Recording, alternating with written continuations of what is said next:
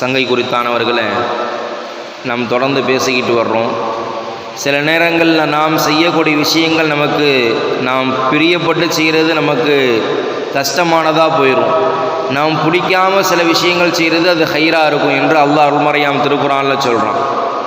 நேற்று சொன்னது மாதிரி ஹஸரத் உக்பத் இப்னு ஆமிர் ரலியல்லாஹு தஆலா அன்ஹு அவர்கள், இந்த ஹதீஸ் திர்மிதியில் பதிவு செய்யப்பட்டிருக்கு, ரசூலுல்லாஹி ஸல்லல்லாஹு அலைஹி வஸல்லம் கிட்ட வந்து, யா ரசூலுல்லாஹ், மா நஜாத் மல் நஜாத், வெற்றினா என்ன, வெற்றி நான் எப்படி அடைகிறது, இம்மைக்கும் மறுமைக்கும் உண்டான முழுமையான முறையில் நான் வெற்றியை எப்படி பெற்றுக் கொள்வது, என்ன அமல் செய்தால் நான் வெற்றியை பெற்றுக்கொள்ள முடியும் என்பதாக ஹஸரத் முஹம்மது ரசூலுல்லாஹி ஸல்லல்லாஹு அலைஹி வஸல்லம் அவர்களிடத்தில் உக்பத் இப்னு ஆமிர் ரலியல்லாஹு அவங்க கேட்குறாங்க.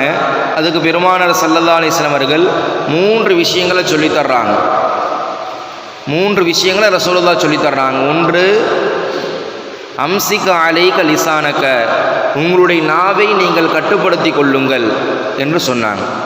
உங்களுடைய நாவை நீ கட்டுப்படுத்தி கொள்ளுங்கள், உங்களுடைய நாவை தாண்டி வார்த்தைகள் வந்து விடாமல் உங்களுடைய நாவை நீங்கள் பாதுகாத்து கொள்ளுங்கள் என்பதாக பெருமானார் ஸல்லல்லாஹு அலைஹி வஸல்லம் சொன்னாங்க.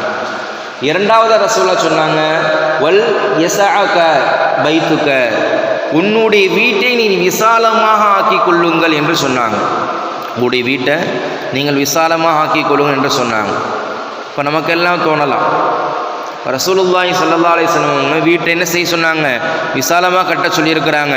அதனால் நமக்கு ஒரு மிகப்பெரிய அத்தாரிட்டி, மிகப்பெரிய சர்டிஃபிகேட் கிடச்சிருச்சு, பிரம்மாண்டமான வீடு கட்டலாம், பிரம்மாண்டமான வீடு, பிரம்மாண்டமான ஹாலு, பிரம்மாண்டமான ரூமு போட்டு எல்லா மக்களும் வரக்கூடிய பிரம்மாண்டமாக அப்படியே பார்க்குற மாதிரி ஒரு வீடு கட்டுவோம் அப்படின்னு சொல்லிட்டு வீடு கட்டுறதா? அது அல்ல ரசூலுல்லாஹி ஸல்லல்லாஹு அலைஹி வஸல்லம். உங்களுடைய வீடை விசாலமாக்கல் என்று சொன்னது, உங்களுடைய உள்ளத்தை விசாலப்படுத்துங்கள், உங்களுடைய உள்ளத்தை நீங்கள் விசாலப்படுத்துங்க. எப்போதும் போல சுருமையாக கருமையாக இல்லாமல், சுருக்கி கொள்ளாமல் உங்களுடைய உள்ளத்தை நீங்கள் விசாலப்படுத்தி கொள்ளுங்கள் என்று பெருமானார் ஸல்லல்லாஹு அலைஹி வஸல்லம் சொன்னாங்க. அதாவது ரசூலுல்லாஹ் சொல்லக்கூடிய விஷயம் என்ன நாடுறாங்கன்னா, எது குறைவாக இருந்தாலும் அதை தன்னிறைவு கொண்டு பொருந்தி கொள்வது.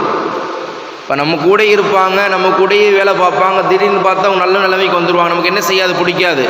என் கூட தானே இருந்தான், திடீர்னு இப்படி வந்துட்டானே, பக்கத்து வீட்டுக்காரியை பார்த்து இப்படி வந்துட்டாலே, இப்படி வந்துட்டாலே, அப்படி என்ன செய்கிறது, நமக்குள்ளே உள்ளுக்குள்ளே ஒரு பொறாமை வர்றது. ஆனால் அல்லாஹ் ஜல்லஷானஹு தஆலா இப்படிலாம் ரசூலுல்லாஹ் சொல்லித்தரலை.